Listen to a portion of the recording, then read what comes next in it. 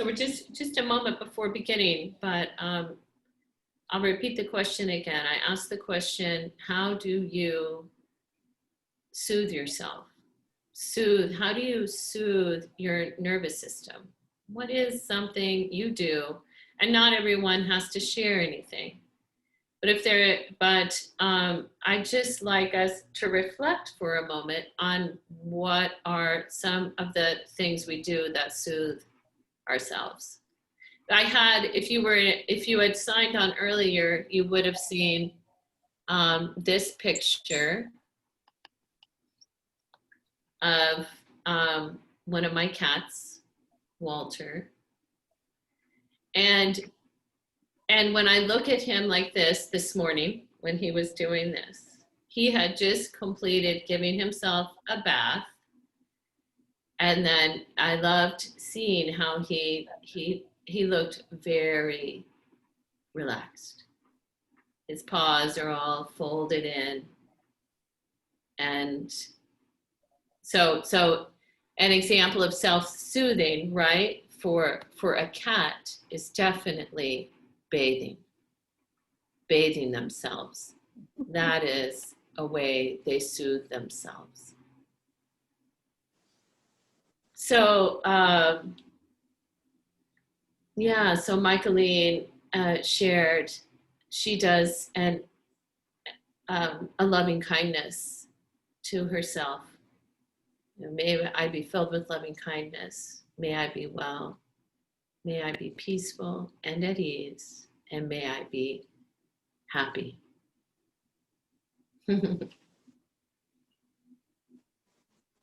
Is there anyone who wants to say something about this? Is there some method that you use when you're feeling unease and you're looking for ease?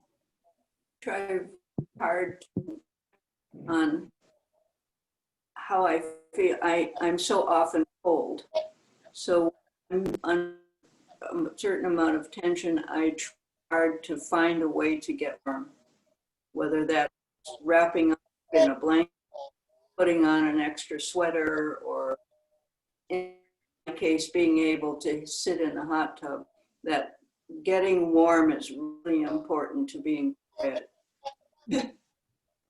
Great. So I don't know, Jackie's audio was kind of breaking up there a little bit, but she was talking about using a blanket or something that helps create more heat for her, right? So this could also be like Linda says, to take a hot bath or a shower or petting the cat, walking in nature, Noreen is saying, yeah.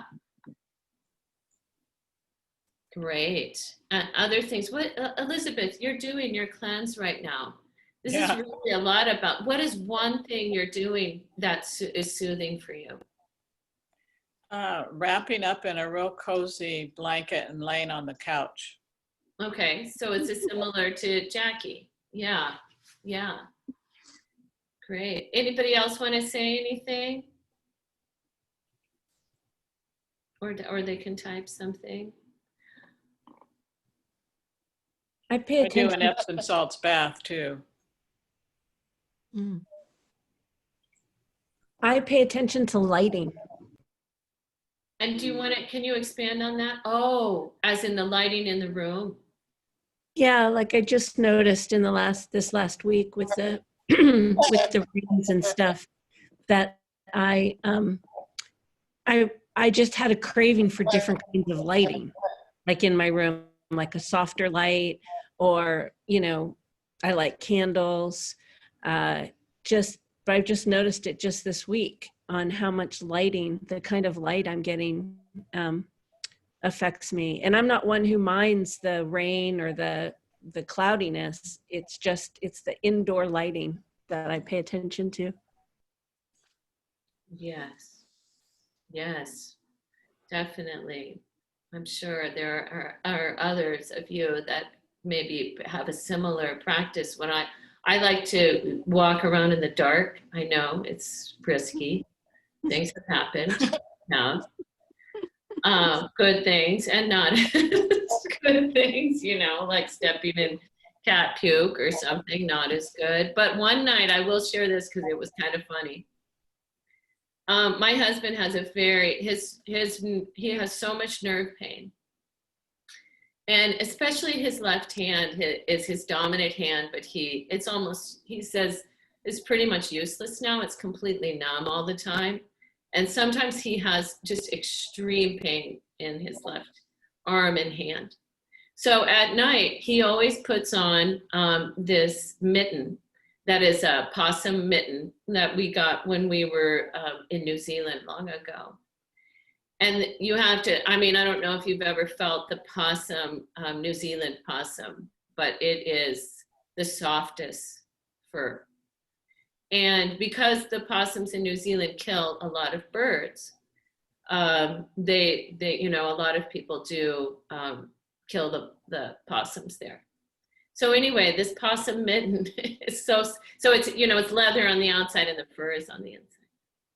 And one night when I get up and it's dark and I'm walking in the dark, and I actually walked over to his side of the bed, and suddenly my foot went into this garage of a mitten, this possum mitten. Just like, and I mean, it's still, I can get a sense of that moment where it didn't even struggle to get in there. It was just lined up perfectly, and my foot just went whoop right inside this possum mitten in the total dark. It's like probably, you know, 2 or 3 in the morning. And all of a sudden I just was like, wow. It was an amazing experience. So anyway, the lighting is how I got on this subject. But yes, when I get up in the morning, when I walk out to my kitchen, I have in there a little nightlight that I turn on. I mean, I leave it off all night because lights will wake me up, even if they're far, far away. But in the early morning, I just turn on that little nightlight, and then I do my little kitchen thing with that. And I think that's why I actually enjoy the dark. As the days get shorter, that soothes me in a way. I know it doesn't for everyone, but for me, it brings a sense of kind of peace and solace. And yeah, a light will completely knock that off. I want you to really think about, what is it that you do that soothes you? How do you start, you know, your day? How do you begin your day? I want you to really just make a conscious decision about how you begin every day, and to put some thought into this. And maybe you already do. And how do you begin each day? You get up out of bed, and what do you do? Okay. So the other piece I'll add for this season is self-massage. Self-massage with an oil after a bath or a shower, or you can do it before as well. And if you don't do this, I'm going to encourage you to try it and to see how that nurtures you, especially if you have any tendency towards vata, which is dry, rough, cold, you know, wind, air, ether. If those have any part of your constitution or are a predominant part, then self-massage, I will encourage you to try it and see if that can help soothe you. All right. So let's take a comfortable seat. We need these practices to help calm our nervous system, and also to boost our resilience. And these 2 things are in high demand at the moment. So close your eyes, find the support beneath you.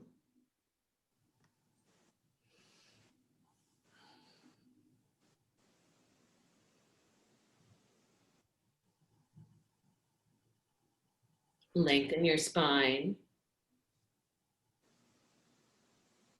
and drop into the presence of your heart.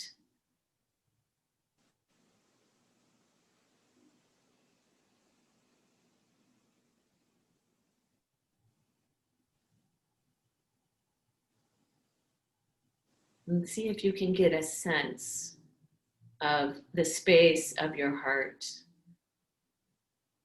Maybe you can notice your own heart beating.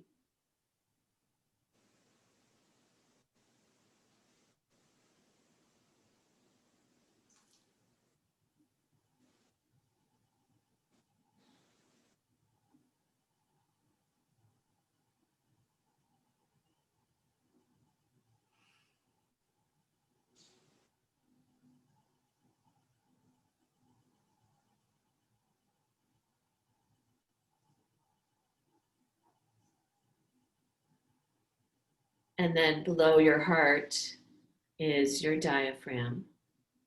So drop your attention into your breathing. Draw in your Ujjayi breathing.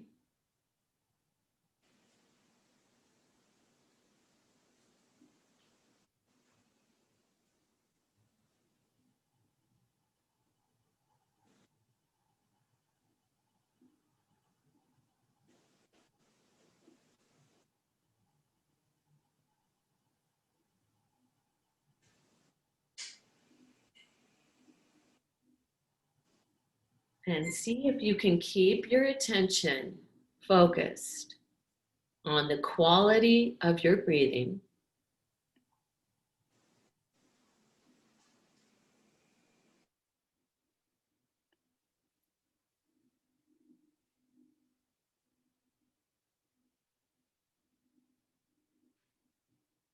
Making your breath smooth.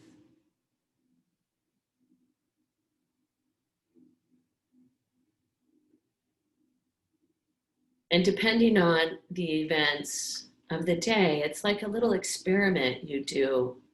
You could do each morning is when you sit down and you drop into your Ujjayi. How long does it take you to cultivate the smooth inhale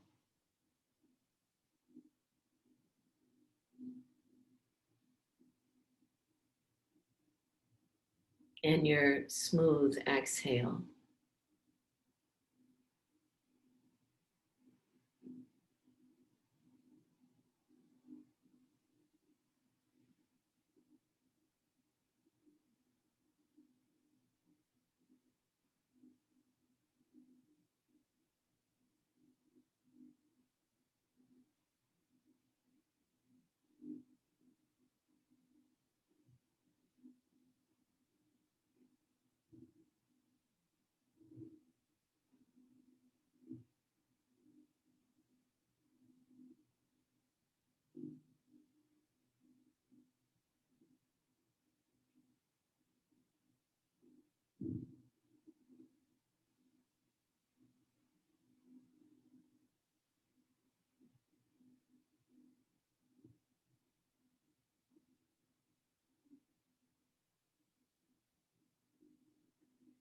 At the bottom of your next exhale, release any control on your breath.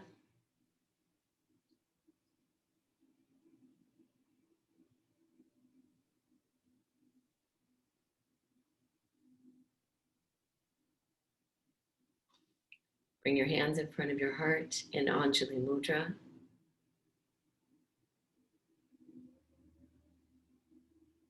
Just noticing one hand touching the other hand.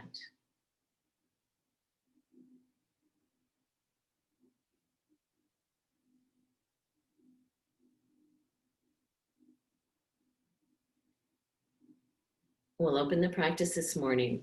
We're going to chant, if you join me, the sound of Om. We're going to sing Sahana Bhavatu Sahana Bhunaktu. Together, may we be protected. Together, may we be nourished. May our practice have great energy. and may it illuminate any of the darkness. And may we remember the heart space. So may we not hate or dispel one another. This space of heart, this vibration of the heart, which we all share.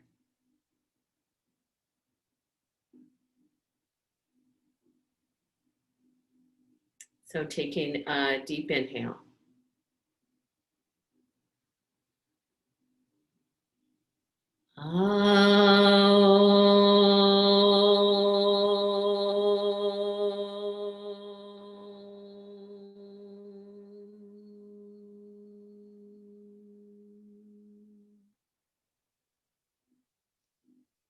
Sahana bhavatu sahana bhunaktu saviryam karavavai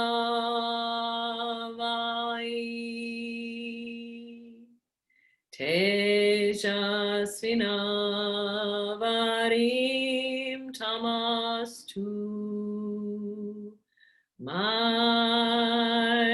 Vivyashavai.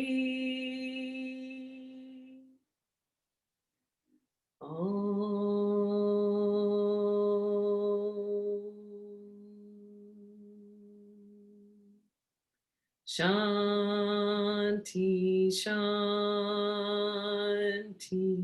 Shanti.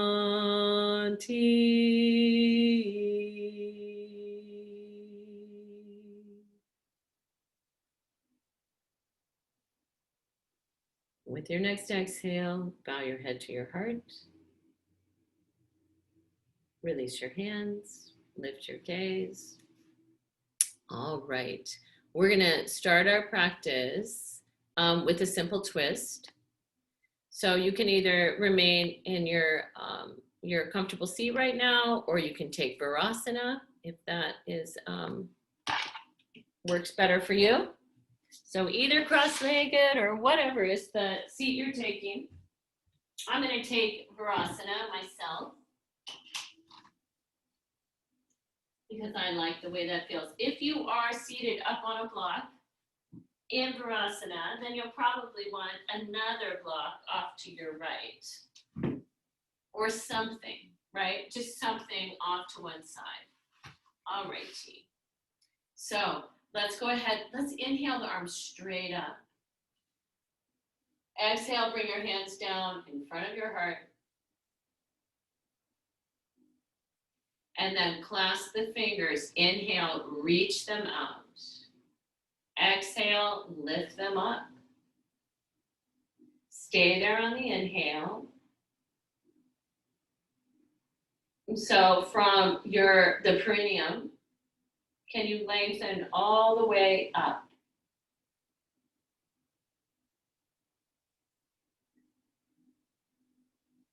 Another deep inhale. And as you exhale, release the hands and begin to turn towards your right.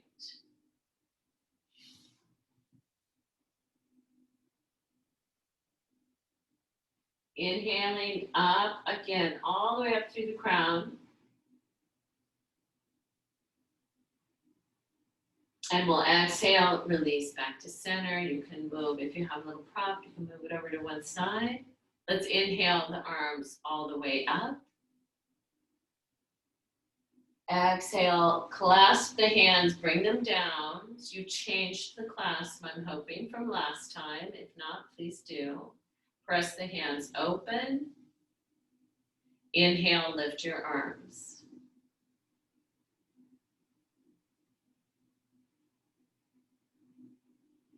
And lengthening up from the perineum all the way up. Still in touch with your breathing. Your next exhale, release the hands. You're twisting to your right.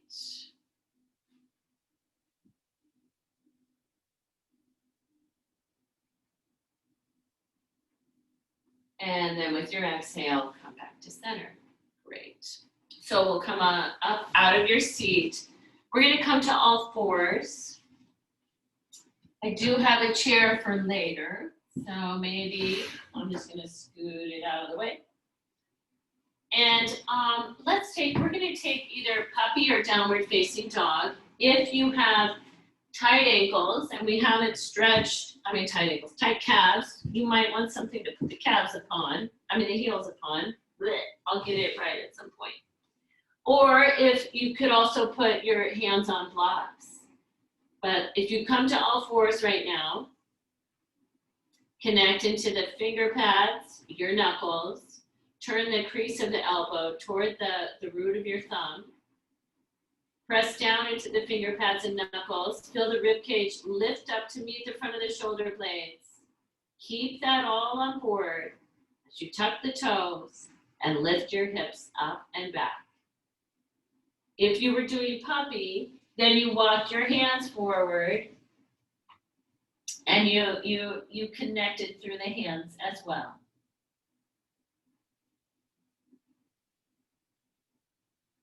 Can you drop back into the quality of your breathing, your ujjayi breath?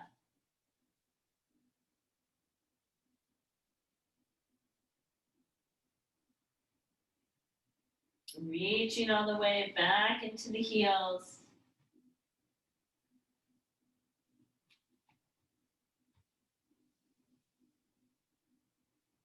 Let's inhale, come to plank for a moment. If you're in downward dog, you can come to plank. And then we're going to exhale, lightly touch the knees to the ground. Bring your blocks forward so you'll have them available. Great. And then can we go ahead and step forward to Uttanasana, to a forward fold. You can have hands on blocks and give yourself enough height in your blocks so that you can have your legs straight, please. Let's inhale halfway. Exhale, bend both knees. Weight back in the heels, toes relaxed on the ground. Inhale, lift the arms. Exhale, there you are. Rooted in the heels. Inhale, stand all the way up, straighten the legs. Exhale, hands back in Anjali Mudra. Inhale, lift both arms. Exhale, forward fold, Uttanasana. Inhale, halfway. Exhale, right foot back.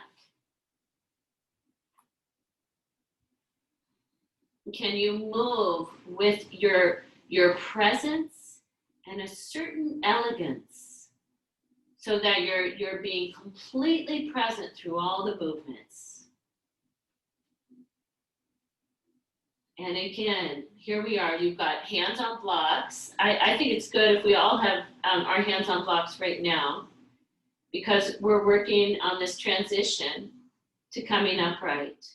And I want you to feel the presence of your left heel on the ground and the reaching all the way back into the right heel. So we're reaching down, reaching back, being grounded as you take the hands from the blocks and transition yourself into an upright lunge. Take your time. Take the arms in whatever position allows you to continue to nurture your nervous system, your next inhale, the arms wide. And can you, with your exhale, stay reaching back in the back leg to lower yourself down. You'll inhale, step forward. Exhale, Uttanasana. Inhale, halfway. Sometimes I love using my blocks for all this support. Exhale, bow. Inhale, halfway up. Exhale, bend both knees. Inhale, chair pose. Inhale, straighten the legs. Exhale, your hands in front of your heart. Inhale, lift both arms. Exhale, forward fold. Inhale, halfway up. Exhale, left foot back. So you could have your blocks either at their tallest, the medium. I mean, you know your body well. So balance the weight in your hips. That's important. Find the right heel, reach back through the left. And when you're ready, transition yourself to your upright lunge.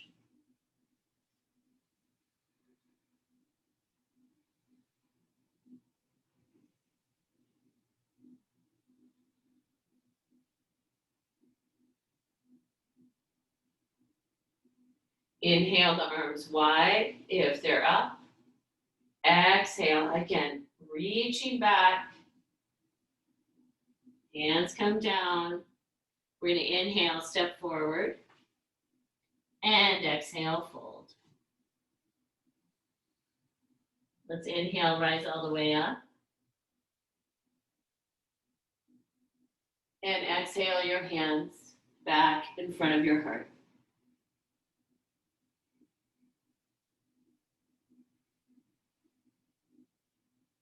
Relax your arms. Let's take a wide stance on your mat.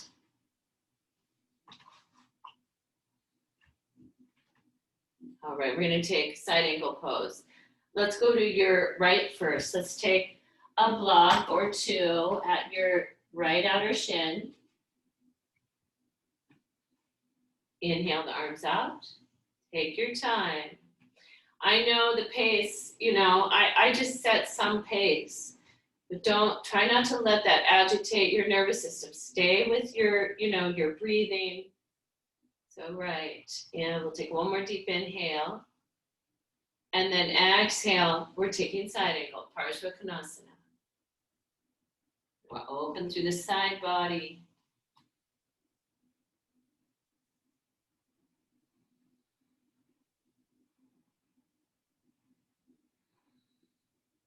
And I want to miss those places in my yoga practice too, where there's just moments where I get this little glimpse of it just feels so good. It makes me smile.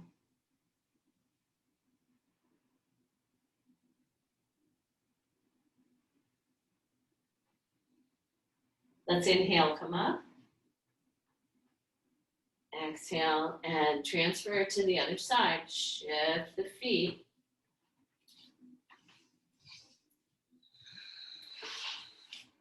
Inhale the arms out when you're ready.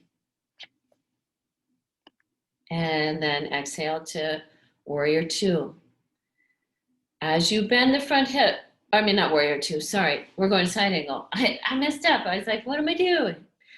Oh, God. Do you have blocks, Noreen, or no blocks? Blocks? You got blocks? Oh, gotcha. No worries, no worries. Yes. Just find some good support for your hand. You look great. This is good. That's it. So lengthening through the left inner thigh. Left inner thigh towards the knee. Yeah. Reaching all the way into the back heel, opening through that right side. And then let's inhale, come all the way back up. Great, that's it. Relax the arms, straighten the front leg, make the feet parallel, step the feet back together. Good. Inhale, lift both arms. Exhale, chair pose, Utkatasana. So in the season of Vata, we are working on strength, steadiness, strength in our poses. Sometimes we hold the poses longer because Vata doesn't want to. Vata wants to keep moving. Let's inhale, straighten the legs. And exhale, arms out wide. Mountain pose.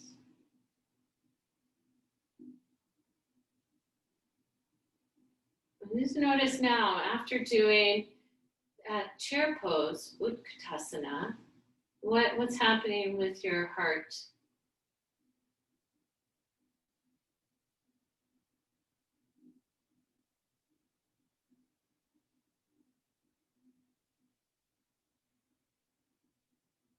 All right, let's take triangle pose. So in triangle, we're gonna go to your right again. You're gonna have a block or something, or a chair or whatever at the right outer shin. And then when you're ready, let's inhale, lift both arms. And exhale to triangle. So we're moving the pelvis away from the front leg. You can always have the hand on the hip if you want. Again, we've been working so much on where's the weight in the front foot. So you're drawing, balancing the weight in the front foot.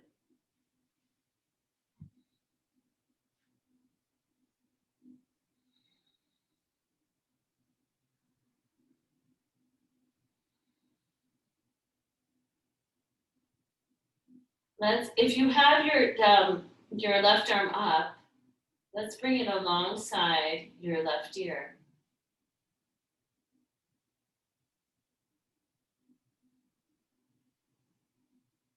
And then we'll inhale, come up. And spin the feet the other way.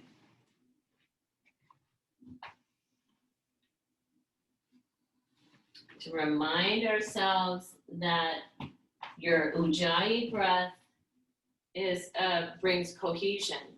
So if you can stay with the Ujjayi, you're gonna, it might assist you, and it does, in coming in and out of the poses. So take the arms out wide. And with your exhale, come to triangle.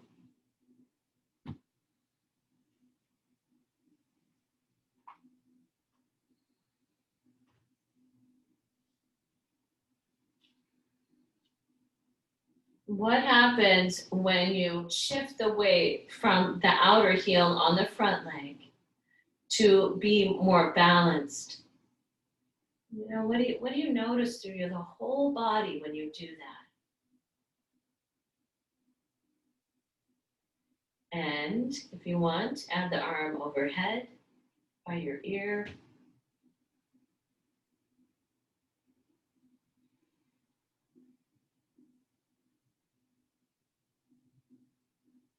Inhale, rise, use your Ujjayi. Exhale, release both arms. We'll make the feet parallel. We're gonna go into a wide-legged forward fold. Could you use, if you know you need your blocks for your hands in your wide-legged forward fold, then you're gonna want them. And you're gonna want something else to be resting the forehead upon.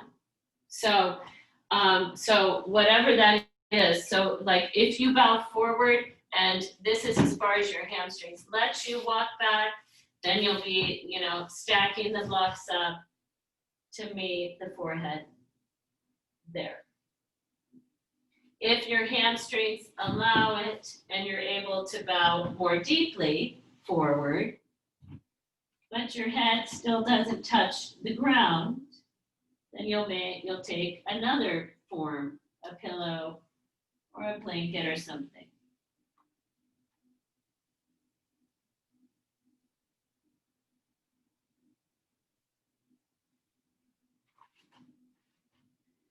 Prasarita Padottanasana Forward fold with your ujjayi. Giving yourself enough height. And sometimes while you're there, things change. I think, Colleen, I'd even go lower and let the head drop farther down. Release the neck completely. Let the head completely dangle. Yeah, exactly. There you go. Let the head dangle down. It was probably my demo with the higher blocks that is confusing. So whatever, we don't need to hold the head up right now. We just want, though, the head to have a little support at the hairline.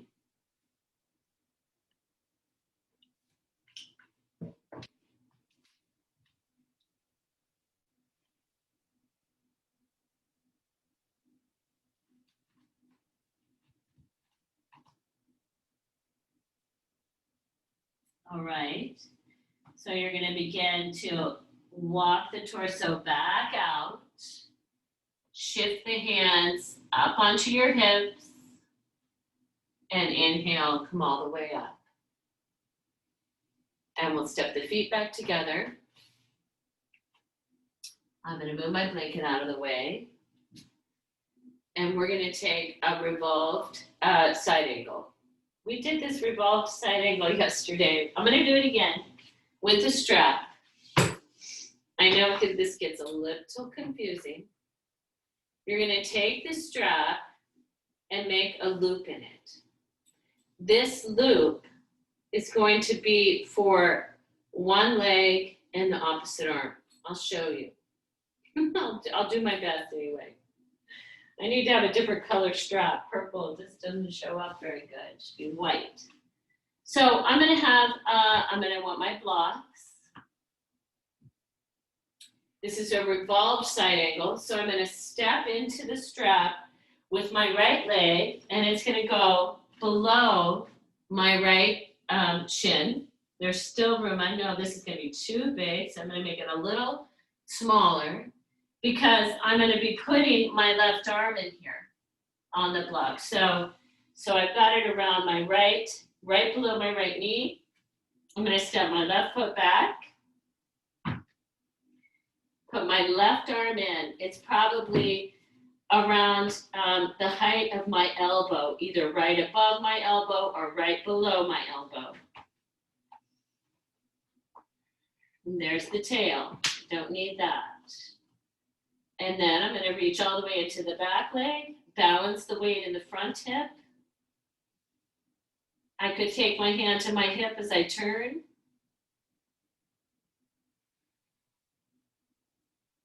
And or I might add the arm. Let's check it out. I'll come over and give you some suggestions if it's not clear. So we're stepping into the strap with the right leg. The loop is around the lower right knee, right below the knee, and then also the left arm.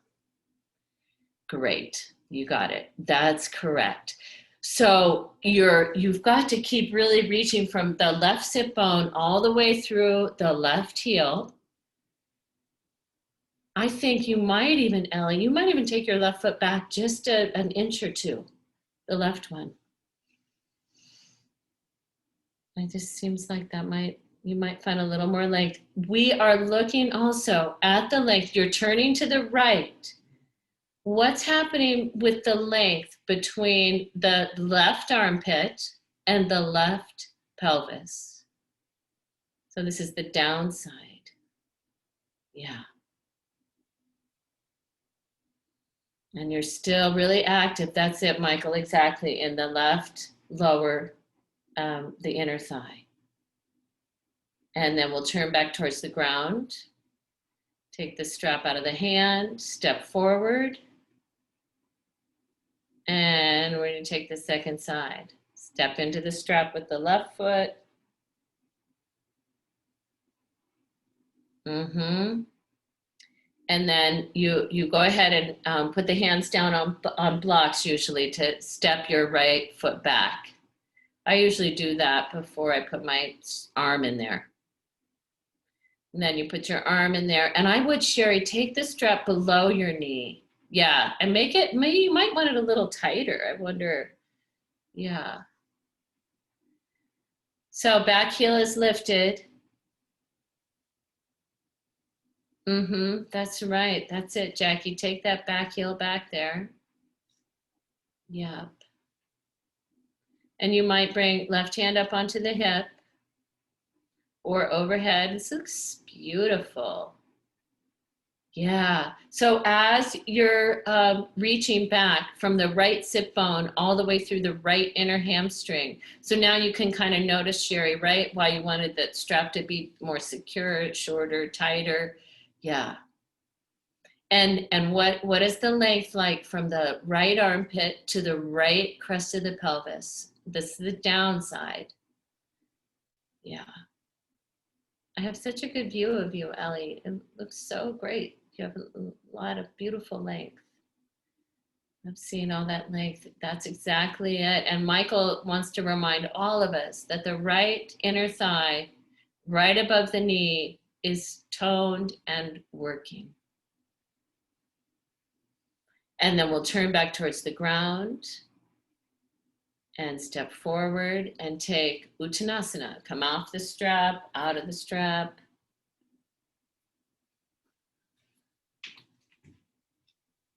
But still practicing your Ujjayi.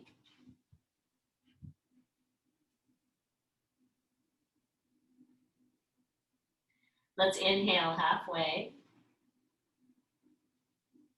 And exhale, fold.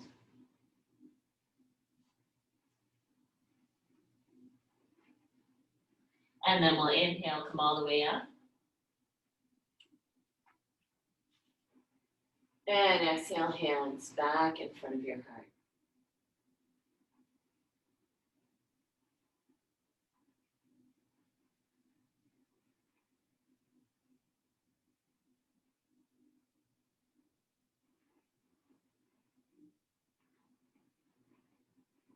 And then release your arms.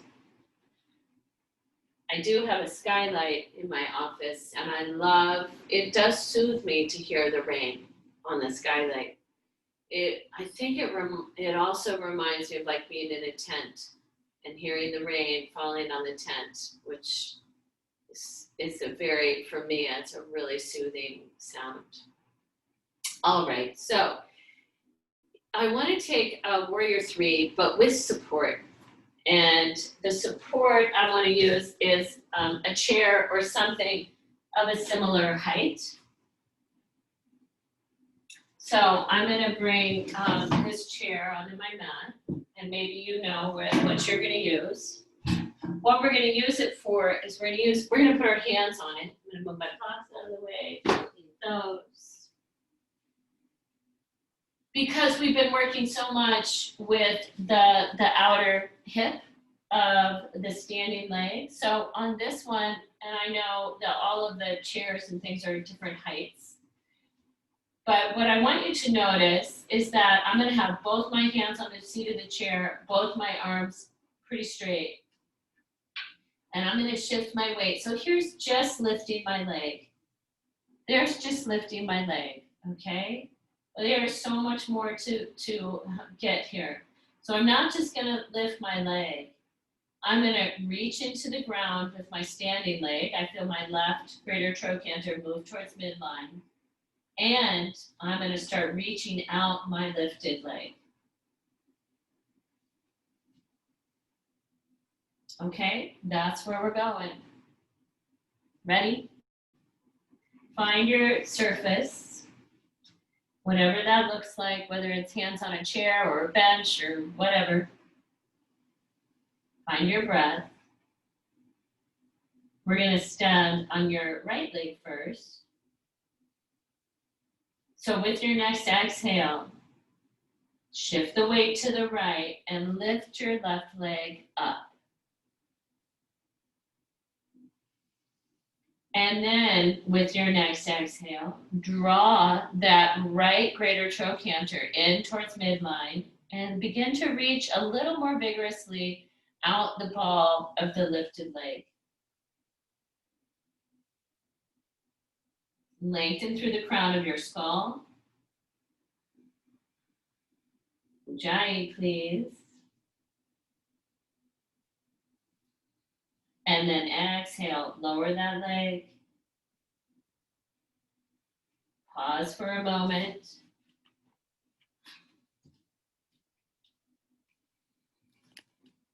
And then when you're ready, shift the weight to the left leg and pick up your right. So the left leg, the left knee is straight.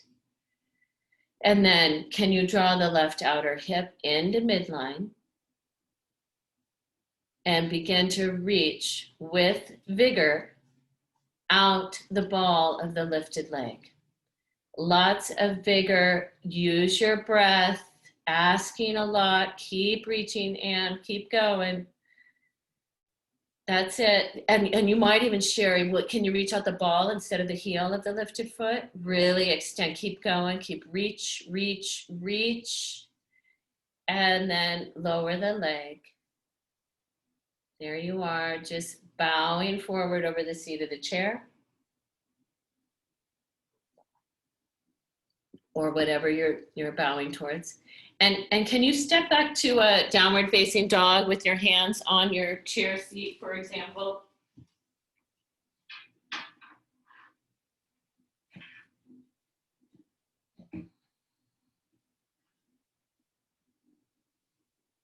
And you're still vigorously reaching to the hands, taking your rib cage away from your hands.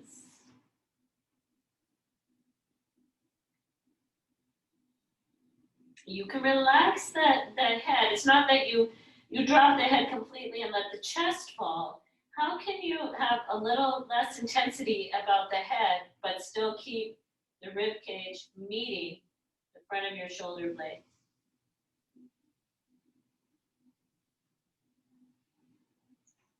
Okay, and then we're gonna walk forward. Shift the hands up to the hips and come up to standing. All right. I want to give you the option of one more standing pose. So you have a choice. Actually, you do have a choice. You always have a choice. We're so lucky. In yoga, you have many choices. You can either take, a seat on the chair and do an outer hip stretch here, or in standing, you're going to take like a modified chair. We're going to take a standing figure 4. So if I shift my weight to the right, pick up the left, cross that ankle over, and you'll come into a standing figure 4. I'll wait for you. So either seated on the chair with the left little toe side of the left foot crossed, or standing on the right leg and crossing the left ankle, little toe side. You can have a wall to help you if you want.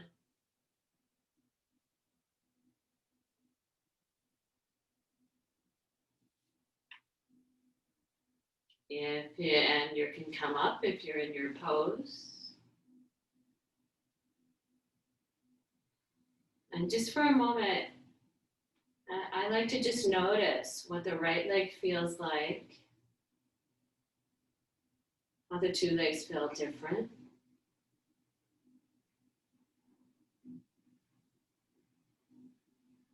And we'll take the second side. So if you're seated, you'll be crossing the right over.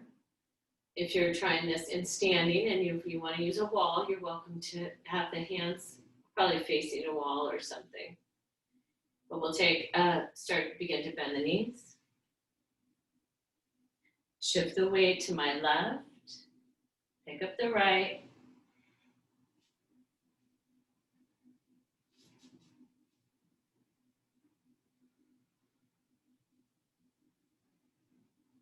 I like to bring my hands in Anjali Mudra.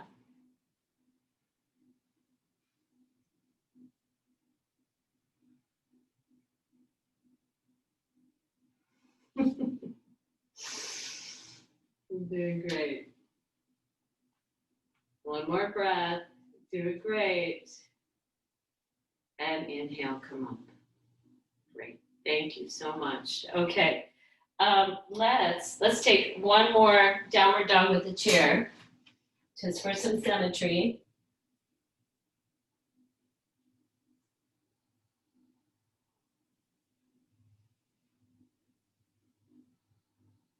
All right. And then we're going to come down to the floor. All right, we're coming down to the floor. And I'm going to take the reclined hip opener. So I'm going to move my chair out of the way. I can always pad the ground if that is more soothing for my body. Then I'll take a blanket, pad my mat. In this one, we come onto your back, and you're going to bring your right heel toward your left sit bone. I'm going to take my left hand to grab onto my right foot and begin to drop my right knee down towards the ground. So, I don't know, I could, if you couldn't see it that way, the right heel was coming towards the left sit bone.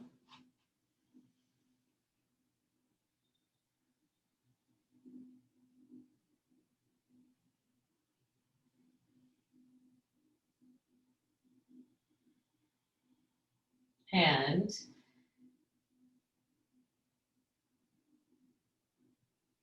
if you could bring your attention to the outer right knee,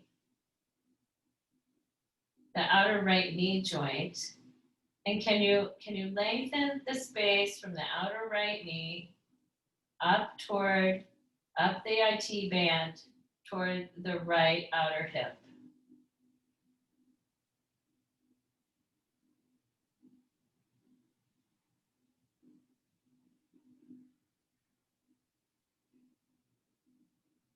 Okay, let's go to the other side. So I'm going to bring my left heel towards my right sit bone. I like to grab my foot with my right hand and I'm opening up through the front of the left hip.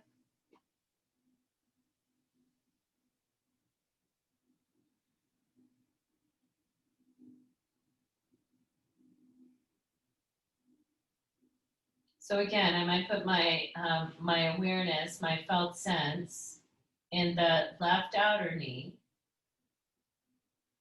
And I move it in two directions. I go from the left outer knee towards the left outer ankle, the left outer knee up towards the left hip, outer hip. Another place I could work would be from the ASIS, that pelvic bone, towards the left greater trochanter.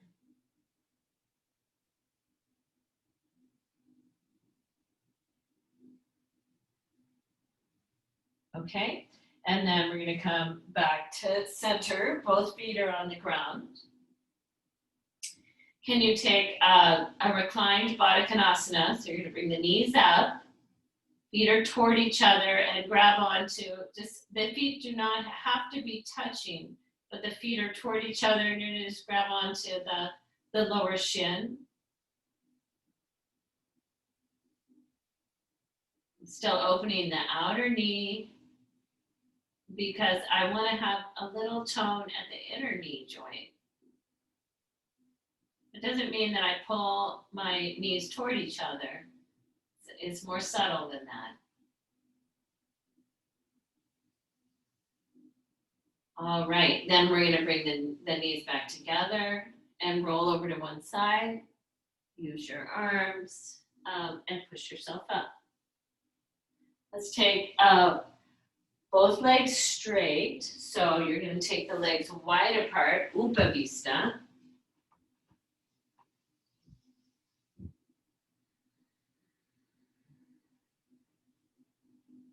And let's take the right hand at the midline, left hand behind you, and just take a little twist.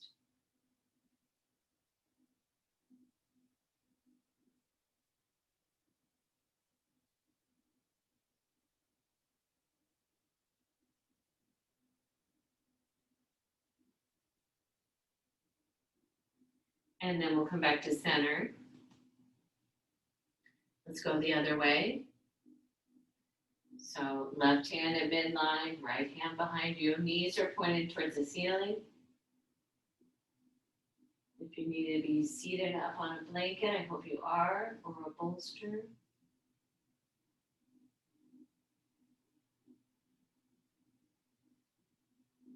Back to center. Some of you might walk the hands forward a little.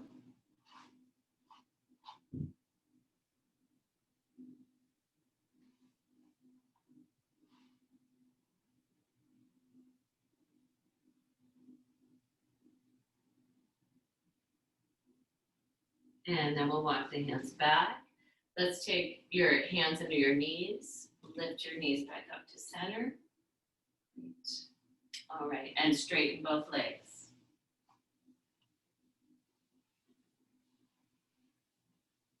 Okay, so now we're going to use a chair or a stool or something of that sort. And I'm going to bring my chair to face me. Okay. And we're going to do another outer hip. I'm going to pad my chair with a blanket.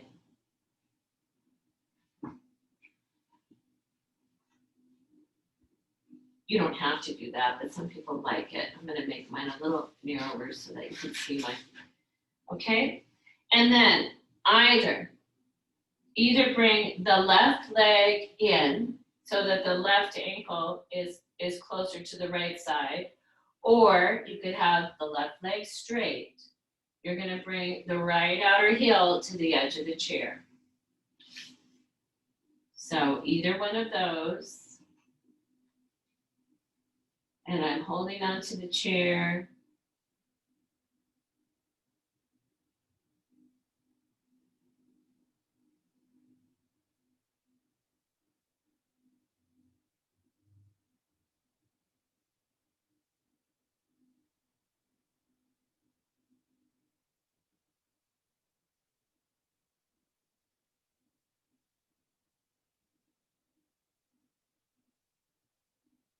Okay, and then can you take your right leg, and you might need, let's see, I'll take my right leg off the chair because I have this blanket kind of in the way.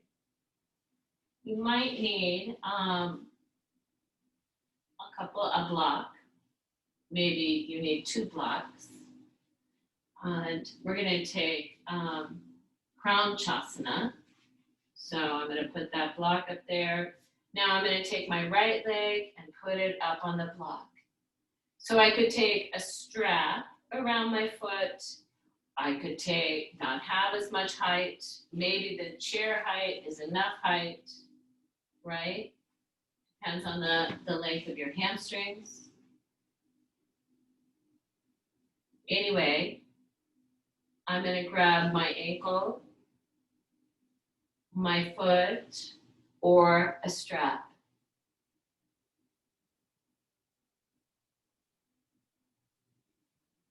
Again, if my left knee is bothered by being bent on the ground, I could have my left leg straight out.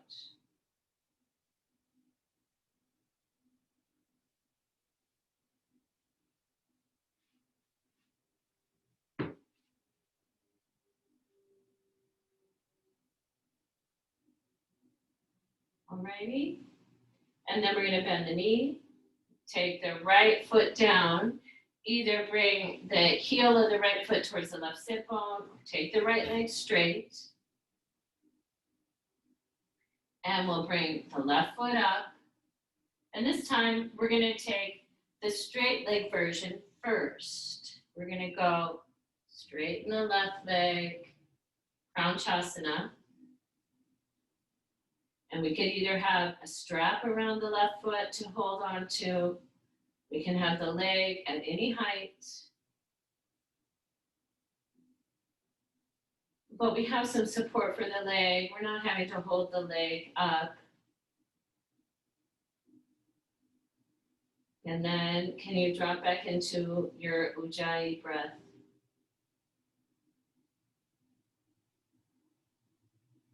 Do you remember how long your breath cycle is when you balance the inhale with your exhale?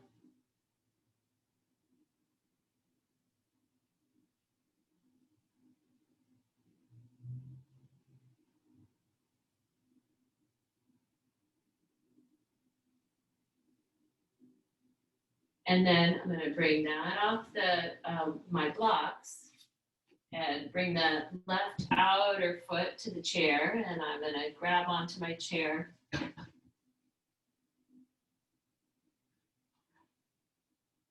To have a stretch at the left outer hip.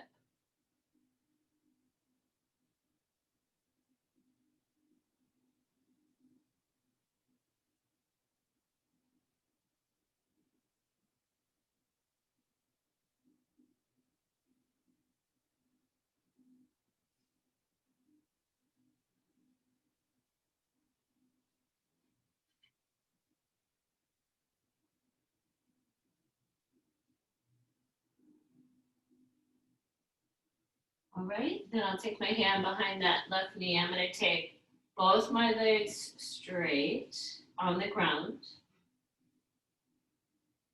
I'm going to pull my chair in and just take just a little Paschimottanasana with some, with height for a moment. I'm just going to, if the chair height is okay for me to rest my forehead on, I'll do that.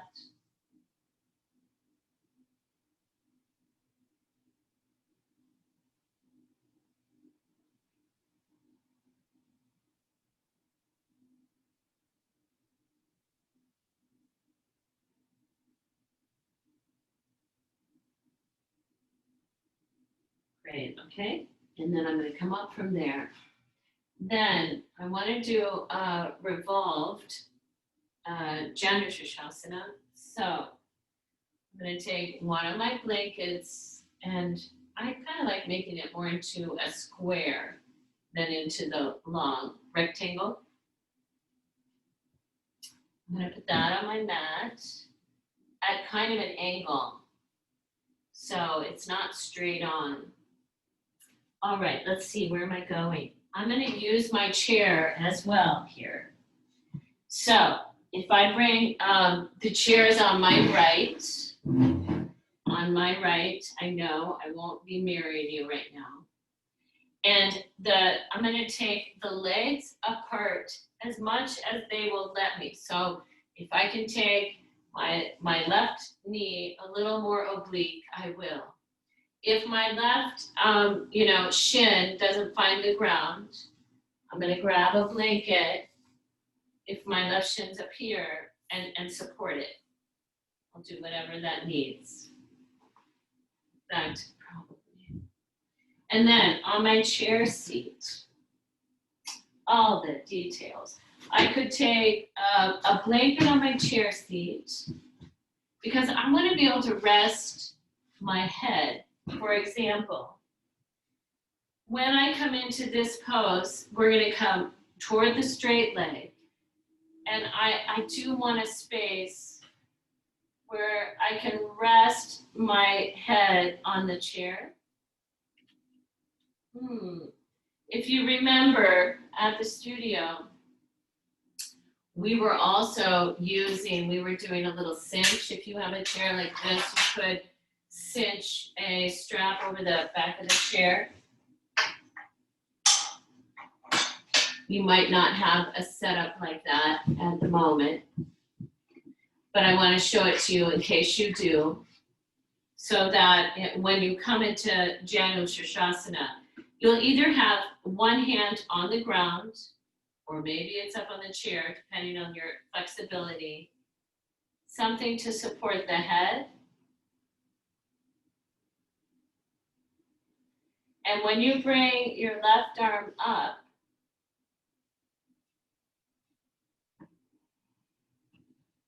Sometimes I like to be able to grab onto either a strap or the edge of my chair.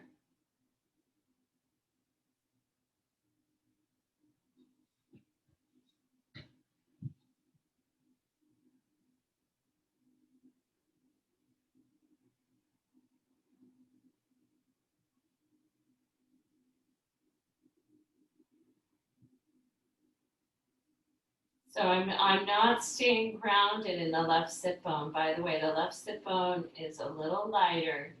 There's more weight on the right outer hip and right back of the right leg.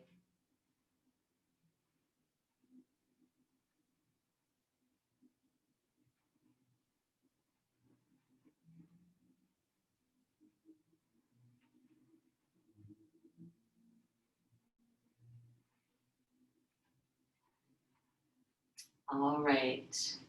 Can you come up and take the second side? I'll come over and see if I can offer any suggestions. So you can move your chair or move your body, whatever. Now your left leg is probably going to be the straight leg. The right knee will be the bent one. If you need support under the right outer knee, please add that. And then when you're ready, you walk the left hand under the chair, like along the left leg, and then begin to reach the right arm up and over it like side angle. Yeah. And you're allowing the right sit bone to be light. You might even, that looks good. Let's see, Colleen. Yeah. Yeah. And sometimes as I'm there, sometimes, you know, I end up scooting my chair a little farther away. What happens, Jackie, if you take your right arm under your chair seat and and make a little pillow with your, on your seat?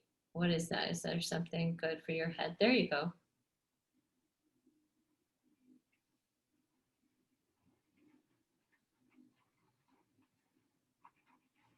Great.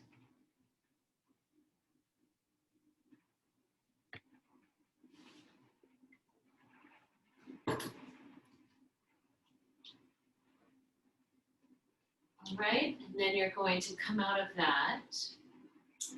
And here's the next option. I don't need a strap on my chair. I'm going to take that off. So now I could either use my chair again or use a wall or a piece of furniture. I'm going to move my chair out of the way and show you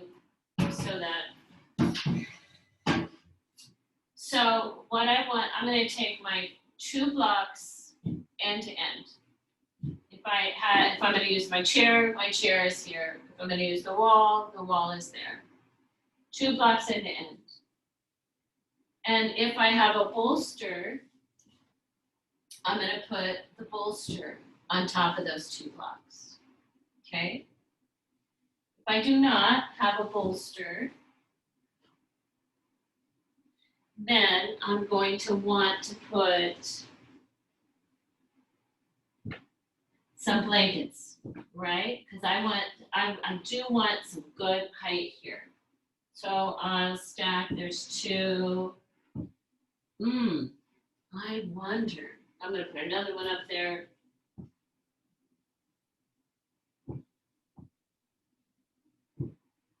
Okay, I'm going to try that. And this blanket that I had on my mat, I'm going to take it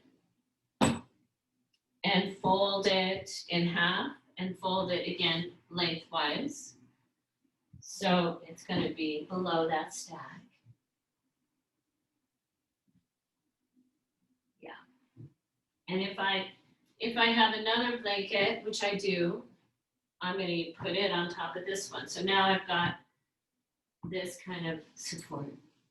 Okay? So then what I want to do, and I could also have a chair or be close to a wall, I'm going to bring my pelvis a little bit on the the far side of my stack. I come down, my shoulders find these 2 blankets. And I could either take my legs up onto my chair or up onto a wall.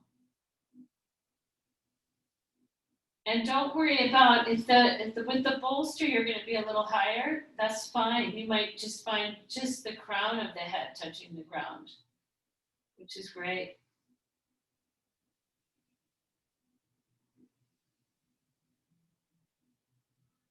That's the setup.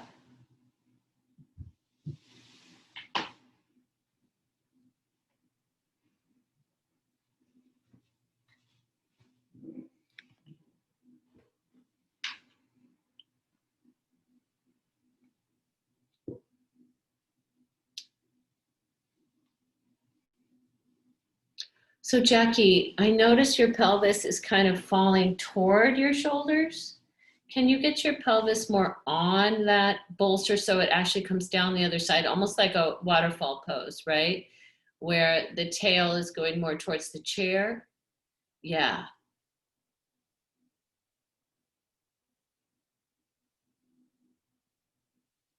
There you go. And then take the arms in almost a cactus shape and take them up a little higher. And then the hands a little wider, hands wider apart. Yeah, does that feel okay? Check in with, okay.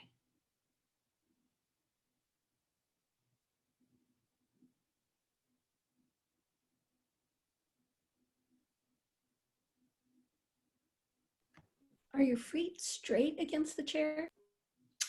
If I'm using the chair, I'm going to just take them wherever is really nourishing and comfortable. If it's on the back of the chair, great. You know, probably the higher, it might feel a little better.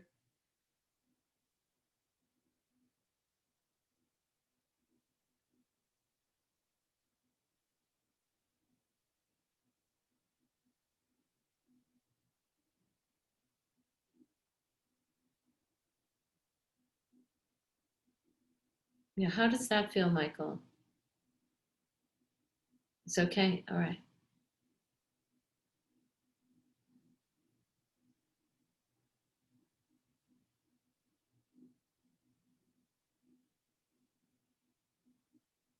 Yeah, like I could, and you don't have to do this, but you know, it makes me wonder about if you turn the chair around and have the back of the chair. But you guys are doing great.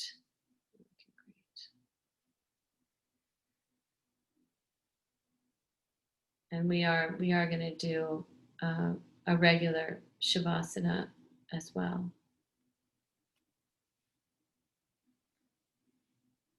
I mean, you're welcome to stay here, or you can go ahead and roll down to one side.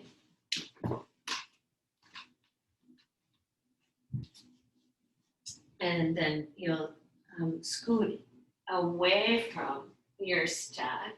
Oh, there's a whole wave coming out of that. I should have guided you a little better. But go ahead and remove the blocks if you're coming out. Take the blocks out of their way. And you might enjoy just being down flat on the floor.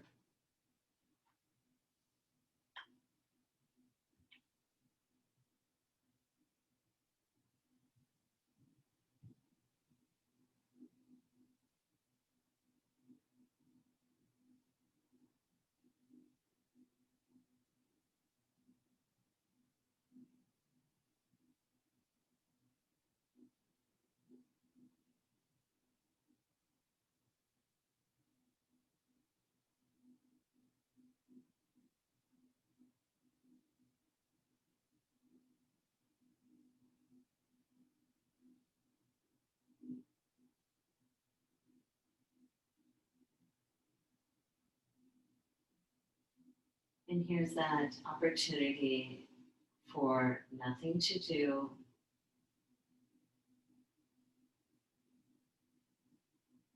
nowhere to be, just this for this moment.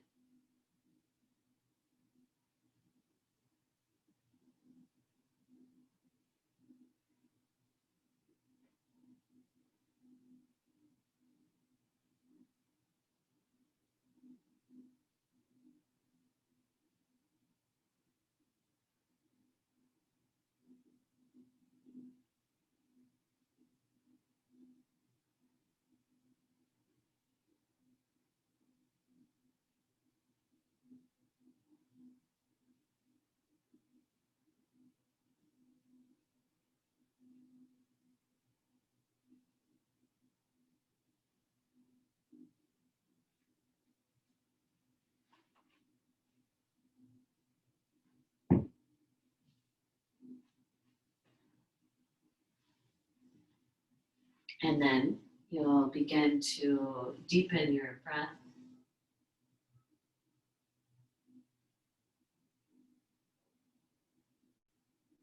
To awaken your body to movement.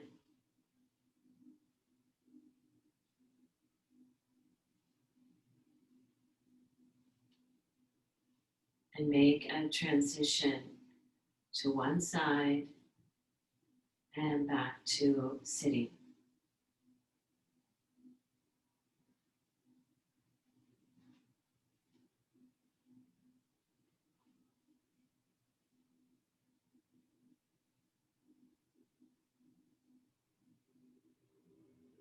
Now I'd like to take just a little bit of Nadi Shodhana, if you have time to take, to practice alternate nostril breathing. I want to offer that. This is the calming Vata practice, this pranayama. So if you'll bring your right hand up and bring the thumb and the ring and pinky finger just below the bony cartilage. Inhale through both nostrils.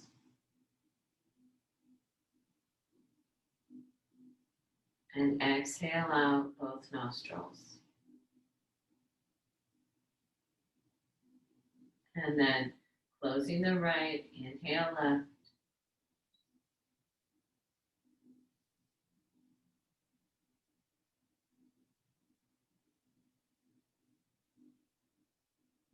Closing the left, exhale right.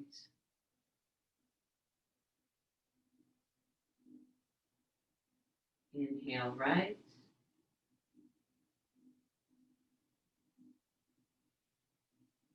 Closing the right, exhale left.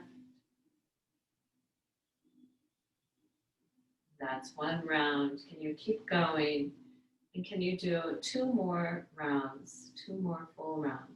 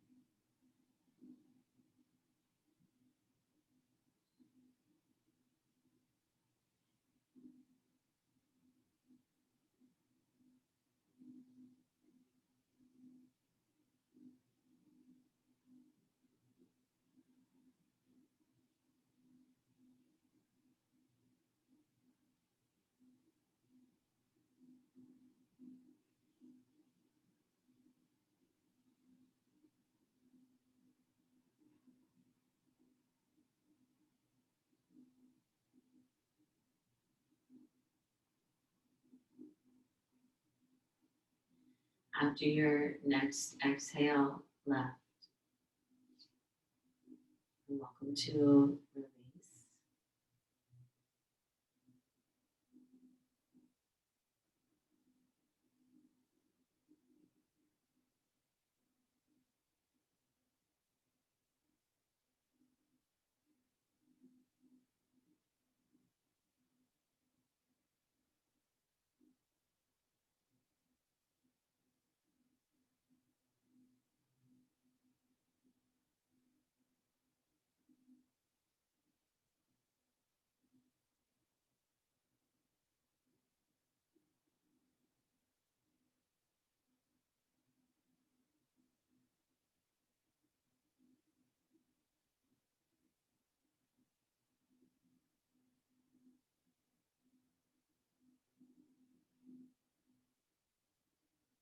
Join your hands in front of your heart.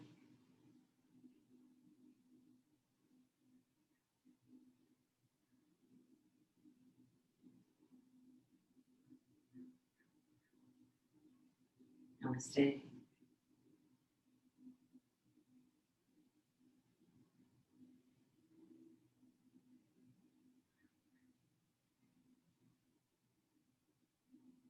Thank you, everyone. So, Nadi Shodhana, alternate nostril breathing. You might want to bring that into your life and see if that becomes another way to help soothe your nervous system and support your resiliency during this time. Yeah, and please feel free to always kind of explore and share the ways that you find support. Let's look here. I'll stop the recording.